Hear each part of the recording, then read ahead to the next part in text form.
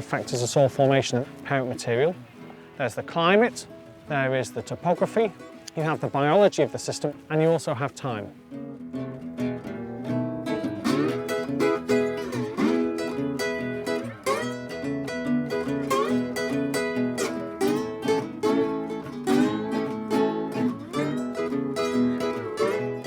So today we're at El Medano. It is an incredibly windy site. It's right on the coast here, and it is one of the sites of special scientific interest here on Tenerife. It's a unique ecosystem. It has this special soils here. We have these sort of entisols that are the start of soil formation, one of the great soil orders of the world. This soil is not static in time. It's continually evolving and changing, and we don't see it because we're only on this earth for 80 years or so. But these soils are on the earth for millions of years. So, here we are at the start of it. These entisols are, the breaking down of these rocks that have come out of the volcano are forming the soil, this entisol, and that is the start of that journey.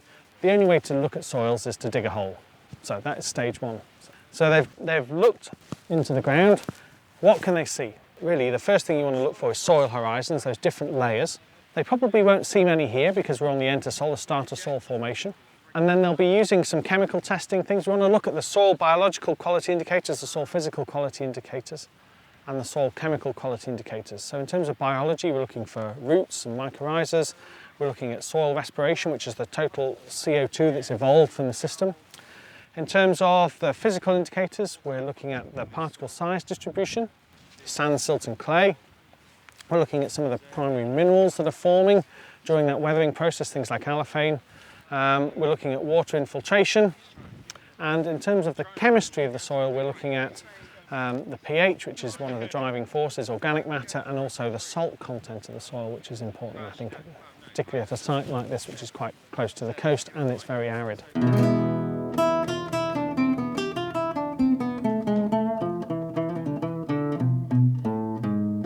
So this is the classic entisol, and the reason that we can characterise that is because it's not got any soil horizons in it. So as soils get older, they develop more horizons.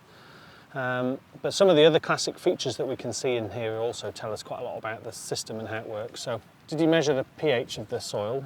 What was that? Yes, we did, and it was 7.03. Yeah, so pretty much neutral. Yeah, so if we got these rocks and we ground them up and we measured the pH of those rocks, they'd be about 7.2 or something. So. But as they get older and they weather more and more, it drops down to about pH 4.5. So it tells us again that we're right at the start of that weathering series. What about the electrical conductivity? 13.19 ms. Yeah, millisiemens.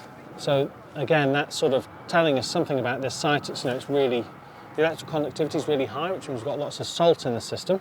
What it means is that these plants that survive in here, they just have to try and hang on in there, and they have all these strange mechanisms for avoiding salt toxicity, really. Did you see any moisture in the soil profile?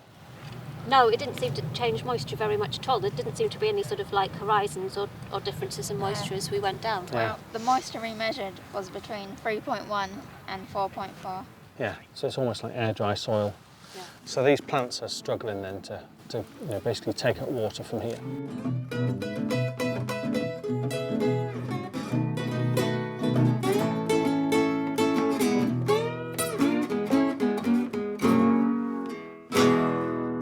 We are on the Tidy Plateau. We're in the high alpine desert ecosystem now, near the top of the volcano, just over here, 3,700 metres. Now we're currently at about 2,200 metres on the Acanca Plain, and we're here to look at the different soils that we've got, how this ecosystem has developed and what sort of soils have been generated in this particular spot. So you can see the caldera wall at the back, which is, over 170,000 years old, when this was a volcano that was once upon a time was 6,000 metres tall or more. As that sort of volcano, the caldera walls erode over time, millions of years, basically all of that debris comes into this plain. So it's a bit like, it's almost analogous to glacial till in many ways. It's a whole mixture of different rock types that are coming from the sides. There's some bits that are ash deposits, there's some bits that are the old magma chambers, there's some bits that have been hydrothermally altered in situ, so we've got steam coming up through the ground, and that steam alters the iron containing minerals in there to give them the different red colours and blue and green colours. So we've got the white of the ash, the black of the basalt, and the different iron minerals in some of those hydrothermal are giving rise to the sort of diversity of rock types that we have here. I mean, this is an extreme environment. You know, we're going from -5 in the winter to 40 degrees centigrade in the summer. We have 100 millimetres of rainfall. Some years we have 200 millimetres of rainfall. Sometimes it snows here. Sometimes there's clouds coming in. Not much precipitation generally, and also the relative humidity is super low. So it means that as soon as the water hits the ground, basically it's the driving forces for that water to move back to the atmosphere. So anything that lives here has to be able to survive these incredible, ranges of water stress, temperature stress, and also UV stress. We're at 2,200 metres here above sea level, and again the UV is pretty intense. And these plants also have to compete with predators that live on the plateau. These particular plants that you see behind you is a Deinocarpus that's a nitrogen fixer, and that's partly the reason it's here, is it has the ability that clearly not many other plants have to be able to fix nitrogen, one of the major limiting nutrients to growth here, and that's why it can survive. And after nitrogen, which they can make through the root nodules and the symbiotic processes going on underground in the soil, then probably the next limiting nutrient is probably phosphorus. And I think it's just that this rock types here that we can see, basically they've just not weathered enough yet to basically release the phosphorus that's in there. It's still locked up. And I think this is quite a young environment in that sense. And I think we really need to give it a bit more time to make phosphorus more available. So these plants are probably adapted to surviving here, clearly, and they must have various mechanisms for getting enough phosphorus out of these rocks.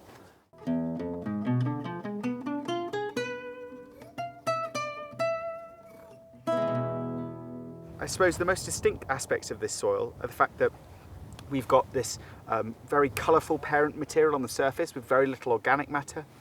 And then as you get further down into the profile, the only distinction that we can see is kind of this root layer. But other than that, there's very little soil development, which suggests that this is actually a very young soil. We've seen some various soil types on our field course to Tenerife. The question is, what is this one? Well, after doing some surveys with the students that you can see in the background here, I think it's pretty clear that this is an Entisol. It doesn't really have any horizons yet. It looks fairly undifferentiated material. And I think, there's this constant input of material from the sides of the caldera wall that means that it never really gets time to settle in situ. There's a lot of wind erosion here, and there's also a lot of water erosion from those events.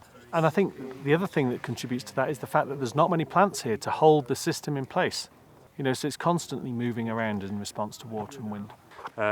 If we scrape away some of the surface, you can see it is a bit, it's not the most moist thing, but there is moisture in there. But we got it to about 7% moisture right at the bottom, which is not very much. And the top's about 3%, so it's like pretty dry soil. Yeah. I think rainfall is the key limiting factor here. If we had more water in the system, we could drive more pedogenic processes. Certainly it would stimulate that mineral weathering. We're here in the winter and it's still super hot and dry. If you come here in the summer, it's incredibly dry and almost nothing happens here in the summer. It's a static ecosystem in a way. It's held by that lack of moisture. So just adding more moisture to the system would definitely, provide the catalyst to get that mineral weathering, mineral breakdown. We'd get more freeze-thaw processes happening. It goes down to -5 here, which means that we get freeze-thaw, we get expansion and contraction when we hit the +40s. We've got that whole range of processes that would be, would speed up under water, if water wasn't so limiting.